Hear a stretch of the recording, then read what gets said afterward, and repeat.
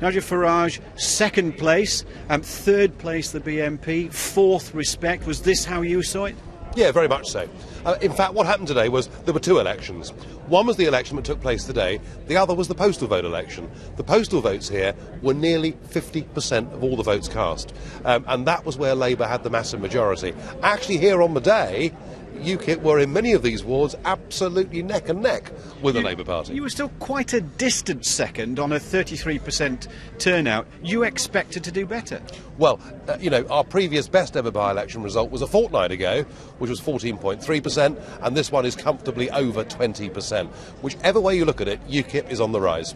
Do you think this row over fostering, which increased your profile in the last few days of this by-election, do you think that's what boosted your vote? I think it helped. Because what it did was it put the focus on UKIP and on the other policies that we stand for as well. So I think that that definitely helped us. But whichever way you cut it, Jane Collins, excellent candidate. South Yorkshire, a strong area for UKIP. First past the post, never easy. But the thing we've really got to put our minds to is how we deal with this postal voting problem. Labour relaxed all the rules on postal voting, and to a certain extent have got many of these northern towns stitched up. In a sense, though, because you've come this distant second and you're now talking about postal votes, which is part of democracy, sour grapes maybe? No. Concern that there is a large element of the UK electoral system that is open to fraud. We need to look at it. Now, the thing that was out there on the streets, you were talking about trust in Labour.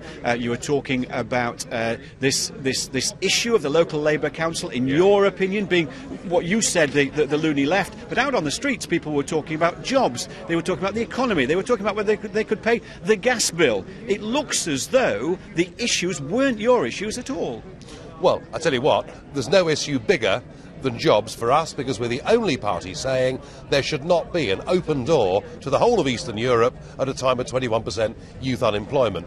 People are worried about their bills. We're putting wind turbines up all over Yorkshire. Who pays the bills? People living in towns like Rotherham by paying a 15% surcharge on their electricity bills. UKIP's issues are connecting more and more with people. OK, Labour have always had Rotherham. They're in a big safe position. They've got the postal vote tucked up, but we've come a very big, strong second here. You clearly targeted Rotherham. You're here tonight in Rotherham.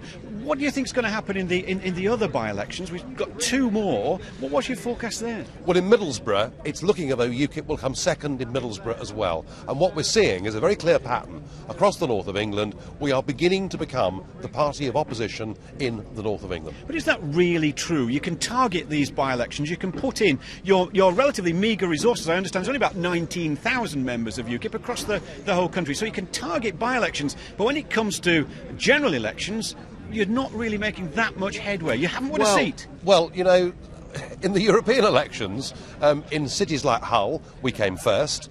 In the local elections last year in Sheffield, we got more votes than the Conservatives. We've just performed creditably well in the police commissioner elections. The general election, 2.5 years ago, UKIP scored 3% of the vote. The last opinion poll put us on 11% of the vote nationally. You're looking at a very different party and a very confident party. But for the last several years, I've interviewed you after numerous elections, by-elections in Barnsley, by-elections in Bradford. You've always forecast that UKIP will soon get a Member of Parliament. You haven't got one yet. You haven't even got a councillor anywhere across Yorkshire. When I spoke to you after Barnsley, I said UKIP would grow. Barnsley was nearly 13%. Tonight is 21.6%. I think you have to agree, Len, that is significant progress.